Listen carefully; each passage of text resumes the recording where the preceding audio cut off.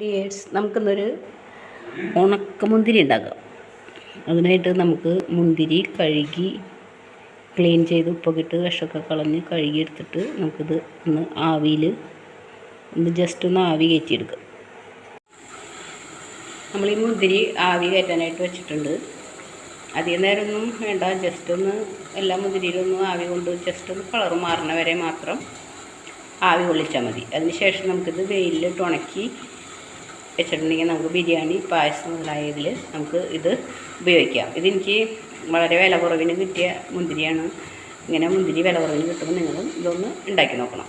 നമ്മുടെ ഉണക്കാൻ വെച്ച മുന്തിരി ഈ പരുവത്തിലായിട്ടുണ്ട്. ഇനി ഒന്നും കൂടി ഒരു 1-2 ദിവസം കൂടി ഉണക്കി കഴിഞ്ഞാൽ കറക്റ്റ് നമുക്ക് കടയിൽ നിന്ന് വാങ്ങണ മുന്തിരി പോലെ, ഉണക്കമുന്തിരി പോലെ ആവും. അപ്പോൾ നമുക്ക് ഇങ്ങനെ ലാഭത്തിനൊക്കെ മുന്തിരി കിട്ടുമ്പോൾ ഇങ്ങനെ ഉണക്കി വെച്ചാൽ ഉണക്കമുന്തിരിക്കൊക്കെ നല്ല വിലയല്ലേ. അപ്പോൾ നമുക്കധികം വില കൊടുക്കാതെ ഉണക്കമുന്തിരിയായിട്ട് ഇത് ഉപയോഗിക്കാം. അപ്പോൾ നിങ്ങളെല്ലാവരും ഒന്ന് ട്രൈ ചെയ്ത് നോക്കണം.